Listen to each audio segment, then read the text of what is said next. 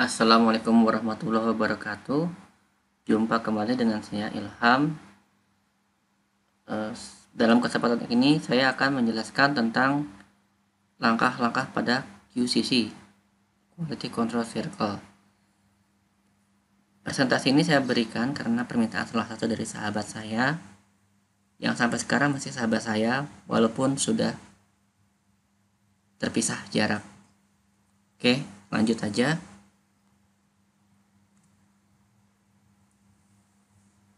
Kita masuk ke dalam langkah pertama.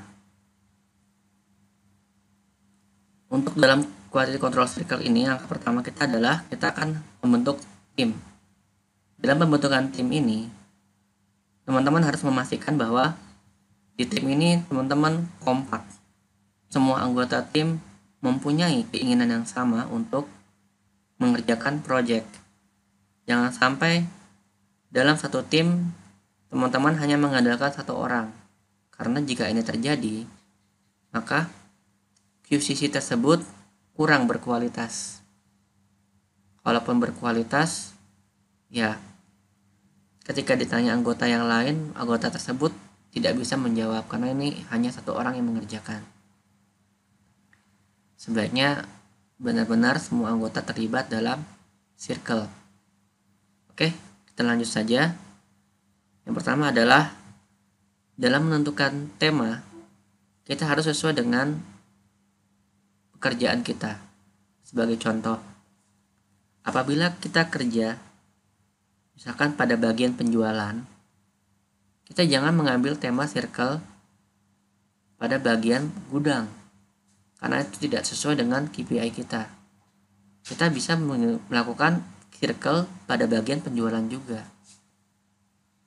Biarlah bagian lain, departemen lain yang mengerjakan. Departemen kita lakukan perbaikan apa yang bisa kita lakukan pada departemen kita. Jadi itu yang paling penting. Pertama adalah keterkaitan tema dengan KPI, Key Performance Indicator dari perusahaan. Di sini KPI regionnya seperti apa? Kemudian KPI region diturunkan menjadi KPI department. Departemen menjadi KPI section, section menjadi tema QCC.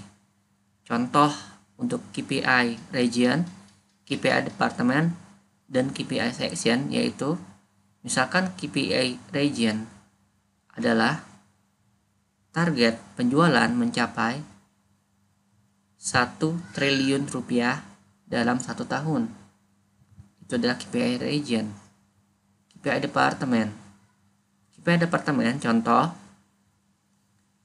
departemen service mendapatkan target 20% dari 1 triliun yaitu 200 miliar rupiah.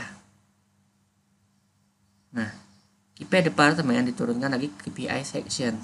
KPI section contoh untuk region Jakarta targetnya adalah dari 200 miliar itu adalah 25%, 50 miliar rupiah. Nah, KPI section ini kemudian diturunkan menjadi tema QCC. Tema QCC untuk meningkatkan penjualan, maka service harus bisa dimaksimalkan. Bagaimana cara bisa supaya maksimalkan service? Nah, tema QCC yang terkait dengan ini adalah bisa mempercepat lead time.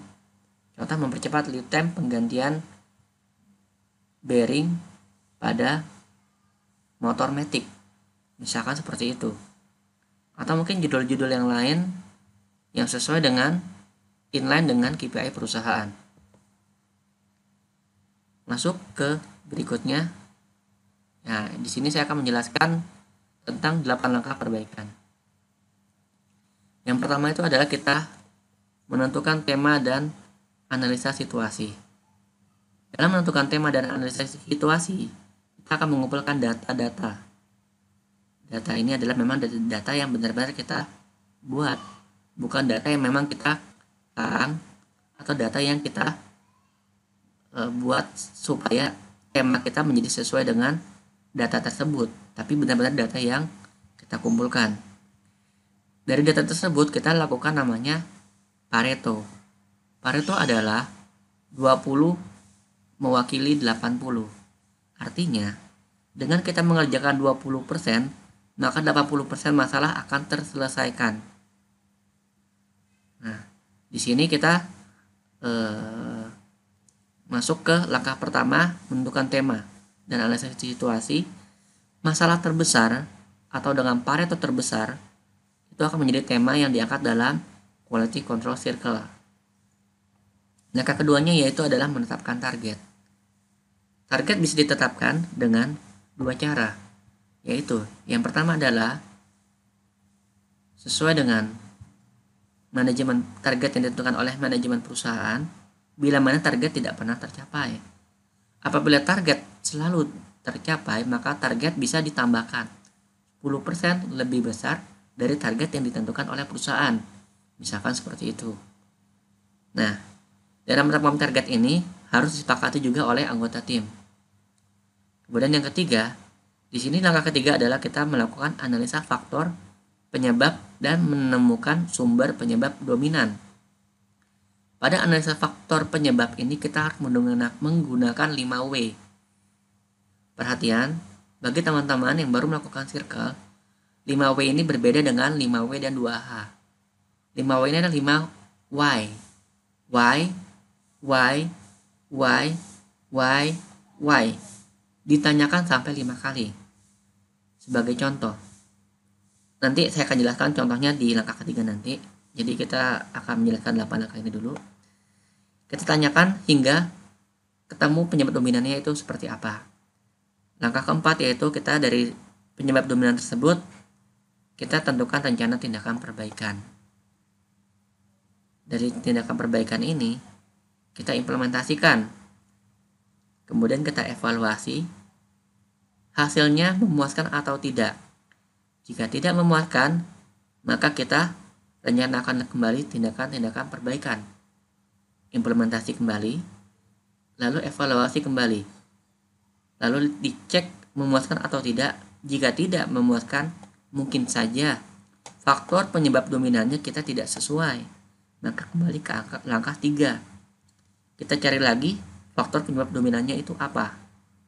Kemudian kita lakukan rencana tindakan perbaikan, implementasi kembali, dan evaluasi. Apabila hasilnya sudah sesuai, maka kita masuk ke langkah 7 yaitu standarisasi dan rencana pencegahan. Tujuan langkah ke-7 ini adalah agar permasalahan yang timbul pada langkah ke-3 faktor penyebab ini tidak terulang kembali. Jadi, standarisasi ini perlu dilakukan dan rencana pencegahan. Dan berikutnya adalah rencana perbaikan berikutnya. Langkah ke-8, setelah tema ini selesai, maka kita melanjutkan ke Pareto yang kedua dari langkah pertama. Apa masalah berikutnya yang bisa kita ambil? Demikian untuk yang langkah ini, kita masuk ke slide berikutnya. Kita masuk ke langkah pertama, menentukan tema dan analisa situasi. Identifikasi masalah di sini kita mengumpulkan masalah, bukan masalah yang sebanyak-banyaknya, dan juga bukan masalah yang terlalu sedikit. Daftar masalah minimal di sini ada 3 sebagai pembanding. 4 dan 5 oke. 5 adalah yang paling sesuai. Jika lebih dari 5 bisa sampai 6, 7, 8 atau 10 atau lebih. Sebaiknya sederhanakan dahulu masalah agar tidak terlalu banyak yang kita lakukan wasting time pada pengumpulan data langkah pertama ini. Contoh, misalkan pada perusahaan penjualan makanan. Pada perusahaan penjualan makanan, masalah pertama adalah stok yang melebihi kapasitas sehingga makanan banyak yang kadaluarsa. Masalah pertama. Masalah kedua, penyimpanan yang tidak FIFO sehingga makanan banyak yang kadaluarsa. Masalah yang kedua. Masalah yang ketiga, penyimpanan yang tidak sesuai dengan standar sehingga makanan banyak yang rusak atau hancur. Masalah yang keempat,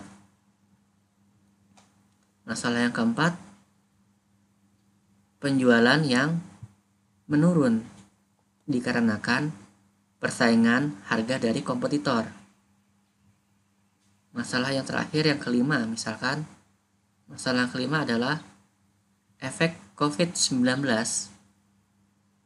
terhadap penjualan makanan.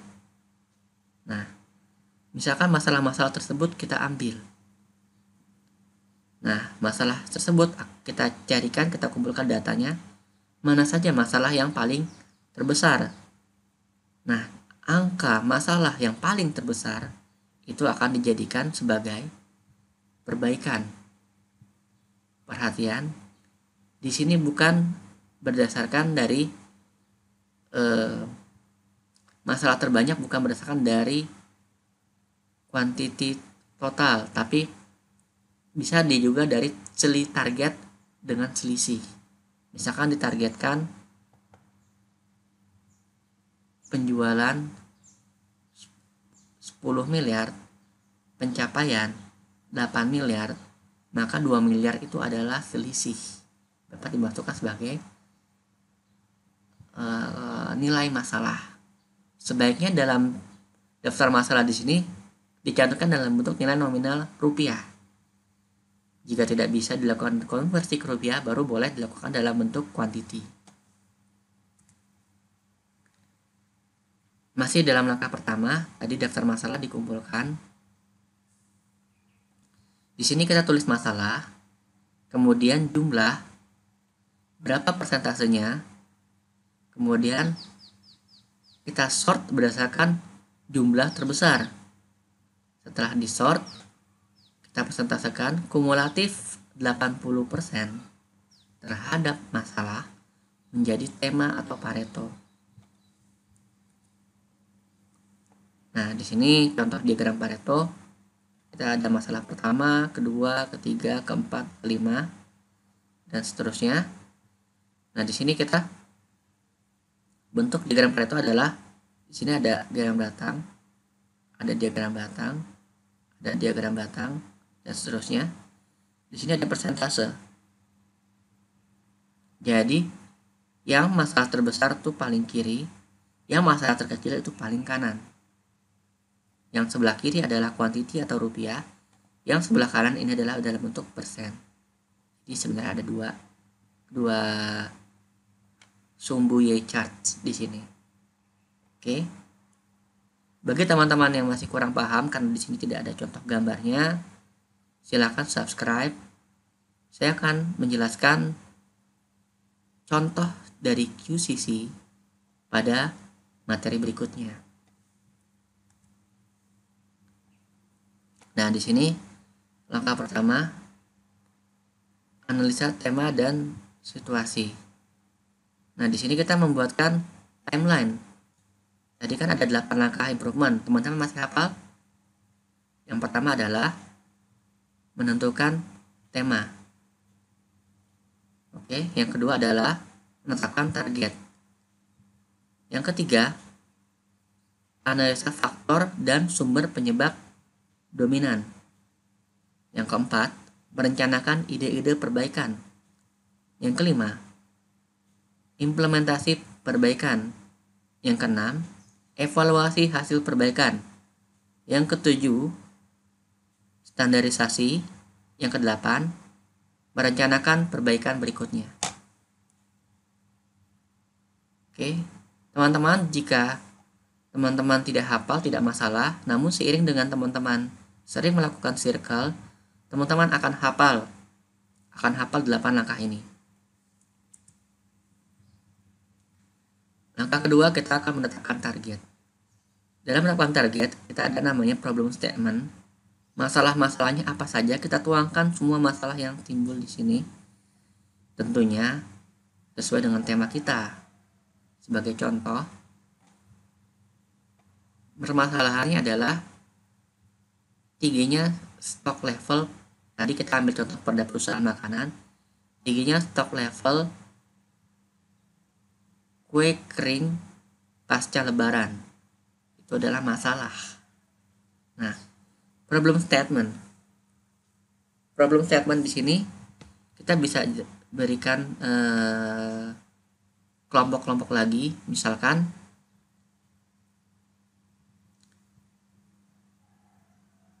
kue kering jenis nastar. Oke. Stok level mencapai 3 bulan. Kemudian kue kering jenis putri salju, stok levelnya 3 bulan. Kue kering lain, stok levelnya 4 bulan. Goal statementnya di sini adalah stok level dari kue kering rata-rata adalah 1 bulan. Jadi problem statement di sini kita tuangkan semua masalah yang sesuai dengan tema kita. Goal statement ini adalah 1, targetnya itu seperti apa. Nah, target itu harus memenuhi aspek QCD-SMP. Q quality, C cost, D delivery, S safety, M moral, dan P productivity. Contoh tadi kita ambil tema yang tingginya stok level makanan kue kering. Dari segi quality, target quality stok level kue kering maksimal adalah 1 bulan. Dari segi cost, kita convert stok level 1 bulan itu ke rupiah. Misalkan rata-rata penjualan di perusahaan untuk kue kering adalah 800 juta. Ini sudah sangat besar ya untuk perusahaan makanan, 800 juta ini. Cost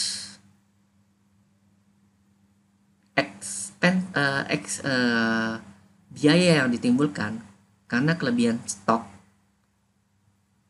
Ya, kelebihan stok.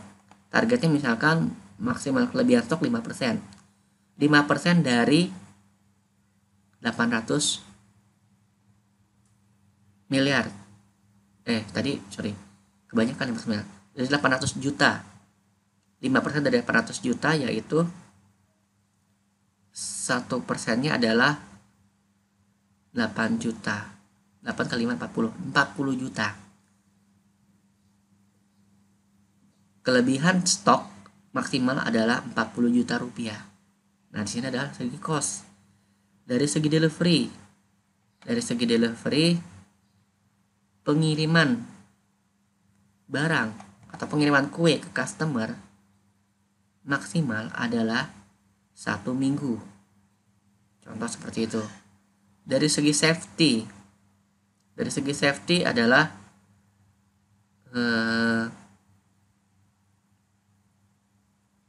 contoh targetnya yaitu dengan kue kering yang tidak melebihi,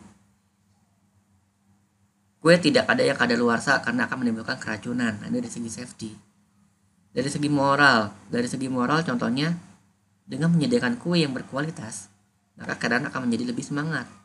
Dari segi productivity yaitu biaya yang ditimbulkan karena produksi yang berlebih akan berkurang. Di sini dikatakan ditentukan juga dengan nilai rupiah. Oke. Mohon maaf kalau di sini cuman saya menjelaskan, di sini masih blank karena ini adalah tujuannya untuk template saja.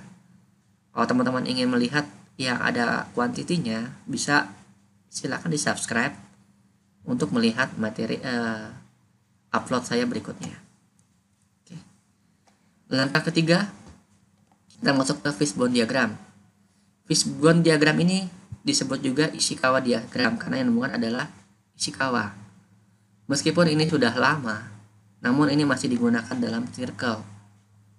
Kepalanya di sini adalah masalah. Masalahnya apa? Kemudian di sini ada 5 ya. Manusia, alat, material, metode, dan lingkungan. Ada yang menanyakan, apakah 5 ini harus atau tidak? Kalau menurut saya, bisa tidak harus. Karena misalkan berdasarkan alat di sini kita material di sini kita tidak ada yang terkait dengan bahan. Kita cuma alat saja, alat untuk membuatnya saja, misalkan manusia, alat, metode, dan lingkungan. Boleh saja material ini dihilangkan. Oke. Kemudian di sini adalah tulang-tulang utama. Tulang-tulang utama di sini berisi tentang faktor-faktor utama. Tadi 5W ini bisa diterapkan di sini. Mengapa terjadi masalah kue menjadi overstock? Oke. Dari masalahnya dari manusia. Misalkan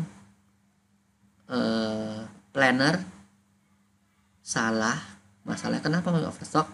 Planner terlalu optimis dalam memperhitungkan estimasi pasar. Misalkan seperti itu. Mengapa? Karena penjualan tahun lalu meningkat 80% misalkan. Mengapa penjualan tahun lalu meningkat?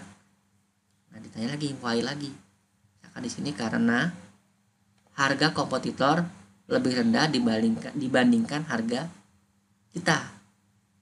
Mengapa harga kompetitor bisa lebih rendah? Karena kompetitor masih baru, sehingga mereka belum memproduksi massal, sehingga cost per piece-nya menjadi tinggi. Seperti itu. Nah, di sini adalah contoh fishbone diagram. Nanti langkah ketiga, faktor manusia, metode. Nah, di sini kita akan menentukan faktor penyebab dominan lagi. Nah, tadi langkah pertama sudah menentukan tema dengan Pareto secara dominan. Dalam menentukan faktor penyebab dominan, kita juga dalam menemukan masalah, kita juga mencari akar dari masalah. Dalam menentukan akar masalah ini, kita bisa menggunakan skor berdasarkan dari kesepakatan teman-teman dalam satu tim. Bisa dengan seperti itu. Namun cara terbaik adalah dengan menggunakan data apa adanya. Ya, sekali lagi dengan menggunakan data apa adanya. Contoh, misalkan bisa dengan kuesioner. Dengan kuesioner, kita bagikan ke customer apa yang menyebabkan customer menyukai kue kita. Nah, kita akan buat list pertanyaan.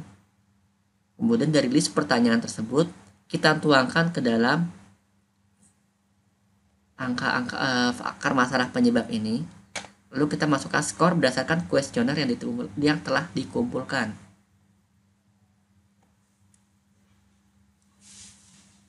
Oke. Masuk ke langkah berikutnya, langkah keempat, rencana tindak perbaikan. Dari akar masalah kita kumpulkan alternatif solusi yang bisa dilakukan. Ya, misalkan akar masalahnya yaitu stok kue nastar mencapai 3 bulan sales. Alternatif solusi 1, meningkatkan kegiatan promosi ke customer. Alternatif solusi 2, memberikan diskon yang lebih untuk kue yang hampir kadaluarsa. Alternatif solusi yang ketiga yaitu misalkan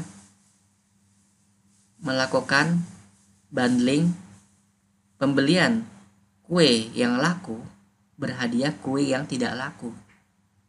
Nah, dari alternatif solusi tersebut, solusi yang diambil adalah solusi yang terbaik. Misalkan di sini melakukan bundling kue yang tidak laku dengan kue yang laku.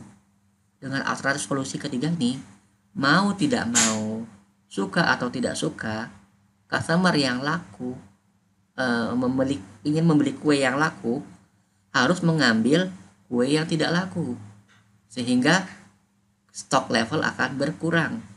Nah, di sini adalah contoh alternatif solusi yang bisa diambil. Oke. Nah, kemudian langkah keempat di sini ada solution selection matrix. Ke kanan ini adalah cost, ke atas ini adalah benefit. Semakin besar cost, maka semakin perbaikan tersebut tidak diambil. Semakin kecil cost, maka semakin perbaikan tersebut akan diambil. Kemudian dari segi benefit, semakin besar benefit atau keuntungan yang didapatkan, maka solusi tersebut akan semakin diambil. Sebaliknya, semakin kecil benefit, maka semakin tidak perlu diambil. Di sini ada 4. Yang paling kiri, biayanya rendah, keuntungannya pun rendah, maka ini dasar. Ini ya tidak perlu diambil lah, karena biasa aja gitu, tidak ada sesuatu yang signifikan. Oke. Yang kedua adalah extra earning. Ya, kita menggunakan yang satu persatu extra earning. Extra earning di sini yaitu cost-nya tinggi, keuntungannya pun tinggi. Sebenarnya ini mirip dengan stolen base ya. Bedanya dia biayanya tinggi. Kalau dibagi, misalkan contoh, kalau kita buat tarik seperti ini ya, diagram. Di sini ada angka 1 per 1. Di sini ada angka 1, 2, 3. 3 per 3. 1 per 1 nilainya adalah 1. 3 dibagi 3 nilainya adalah 1 juga, sama aja. Di sini memang keuntungannya besar. Misalkan dengan melakukan ini kita dapat keuntungan Rp50.000 ya, Rp50.000 per piece. Tapi biaya yang dikeluarkan adalah Rp45.000. Jadi keuntungannya sebenarnya kecil, cuma 5.000 marginnya. Di sini stolen base kita memerlukan mendapatkan keuntungan 5.000, tapi biaya yang dikeluarkan Rp4.500. Berarti kan sama saja. Di sini sudah usaha keras, hasilnya tinggi, ya sama dengan stolen base, jadi sama-sama tidak perlu kita ambil. Nah, kemudian yang berikutnya adalah cost strikeout. Strikeout di sini adalah biayanya tinggi, usahanya besar, keuntungannya kecil. Contoh untuk yang strikeout ini adalah ekstrim ya. Pada tempat makanan, misalkan membagi-bagikan makanan secara gratis, ya, membagikan secara gratis agar customer tertarik untuk membeli makanan. Di sini kan membagikan makanan cost-nya biayanya tinggi. Benefitnya ya, karena membagikan secara gratis kita tidak mendapatkan benefit, makanya strike out, dibuang. Dan terakhir adalah grand slam. Grand slam ini adalah dengan cost yang rendah mendapatkan benefit yang tinggi. Contoh tadi dengan bundling kue yang tidak laku terhadap kue yang laku, kita mendapatkan keuntungan benefit yang tinggi dari kue yang laku. Cost-nya rendah karena kita bundling, kita tidak perlu melakukan promosi apapun, dan stok level kita untuk kue yang tidak laku akan berkurang, sehingga biaya simpan menjadi berkurang nantinya. Nah, ini adalah grand slam. Itu adalah perbaikan yang akan kita ambil. Oke. Masih langkah keempat, kita tuangkan akar masalah yang akan dipilih tadi dari solution matrix. Yang grand slam-nya apa saja? Contoh melakukan bundling kue yang tidak laku. Di sini akar masalah. Akar masalahnya adalah customer tidak tertarik untuk membeli kue yang tidak laku. Solusi yang dipilih adalah melakukan bundling kue yang tidak laku terhadap kue yang laku. Hasil langkah keempat. Nah, di sini kita masuk 5W1H. What, where, why, who, when, how, dan how much. Ini maaf, keliru. Seharusnya 5W dan 2H. How dan how much. What, apa penyebabnya? Where, di mana terjadinya? Why, mengapa terjadi? How, bagaimana cara menanggulanginya? Who, siapa PIC yang melakukannya? When, kapan dilaksanakan? Dan how much, berapa biayanya? Contoh tadi pada bundling, apa penyebabnya? Customer tidak suka dengan kue tersebut. Di mana terjadi masalahnya? Terjadi pada wilayah area Jakarta. Mengapa terjadi? Karena selera konsumen tidak suka terhadap kue tersebut. Bagaimana cara menanggulanginya? Melakukan bundling kue yang tidak laku dengan kue yang laku. Oke. Siapa PIC-nya? PIC-nya adalah tentu di sini adalah sales supervisor. Kapan dilaksanakan? Dilaksanakan misalkan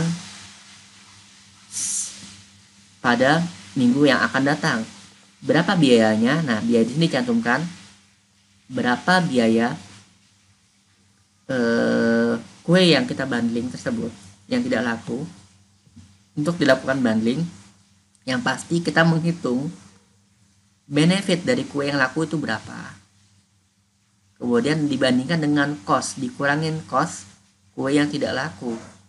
Masihkah kita mendapatkan benefit? Jika masih, maka sebanyak tersebut kita akan memberikan bundling. Seperti itu. Oke.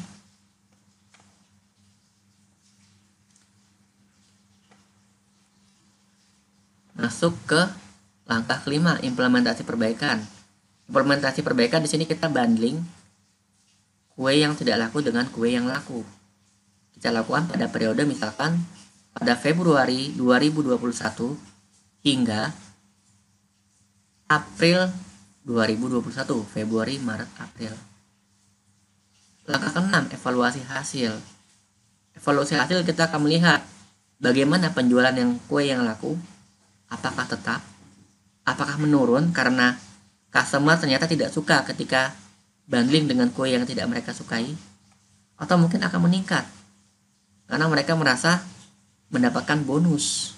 Ya, teman-teman, di sini akan evaluasi hasil berdasarkan kondisi realita yang ditemui. Nah, pada langkah evaluasi hasil, jika hasil tidak bisa tercapai, maka kita masuk ke langkah ke-4.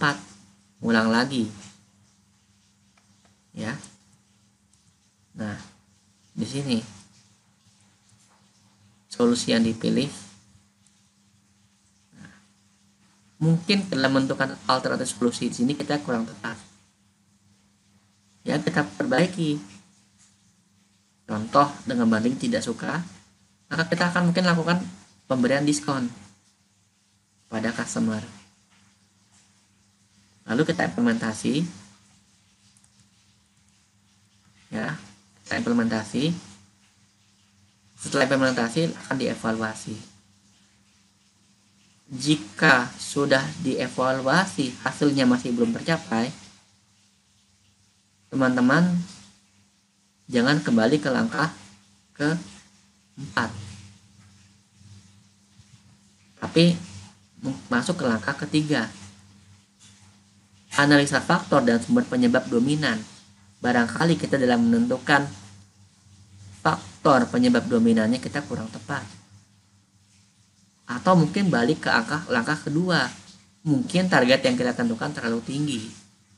Seperti itu. Jadi kembali ke langkah kedua, keempat, ketiga, itu tergantung bagaimana pencapaian hasil di evaluasi langkah ke-6 ini. Tentu kita tidak akan melakukan hal yang sama.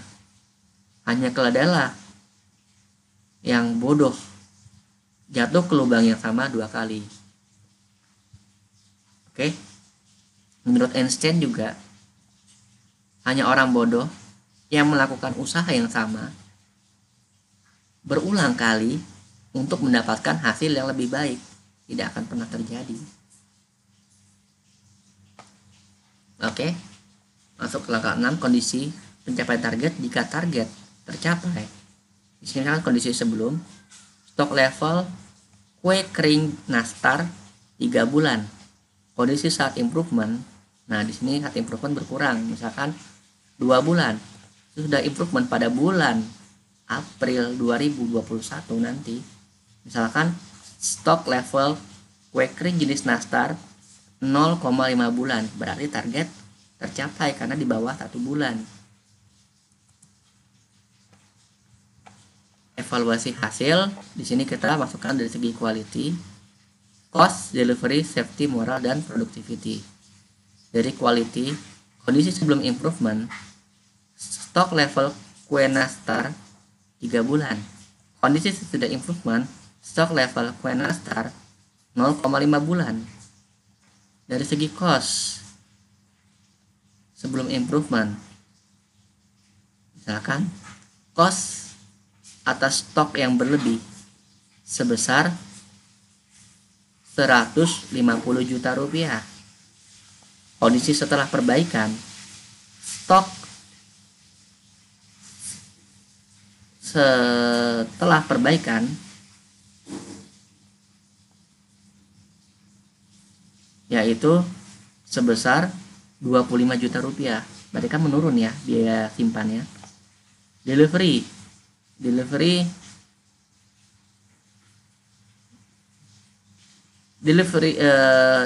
rate. Nah, delivery rate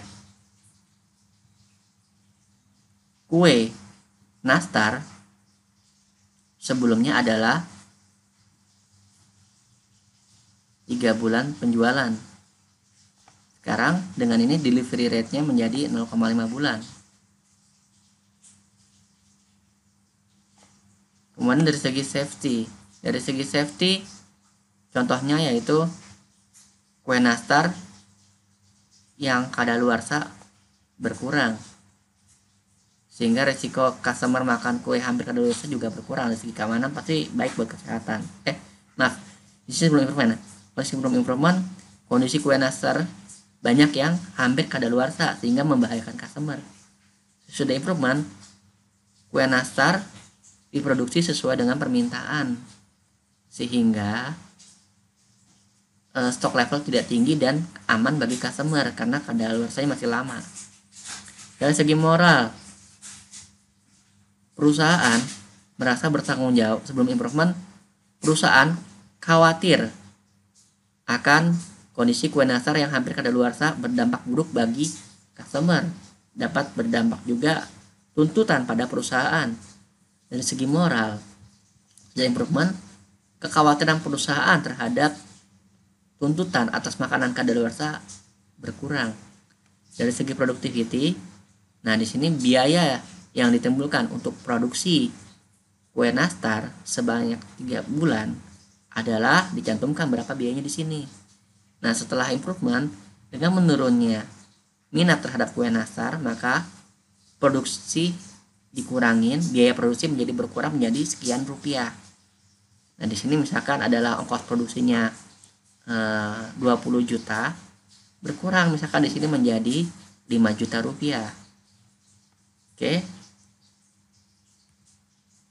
Nah, di sini evaluasi hasil, tentu di sini kita harus mencantumkan segala biaya yang ditimbulkan, penurunan operational cost, sales opportunity, dan seterusnya.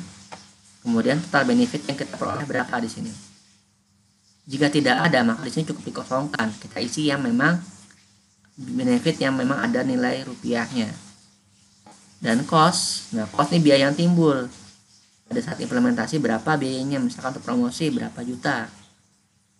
Nah, nilai cost berapa? Nah, net income diperoleh dengan total benefit dikurangi dengan total cost.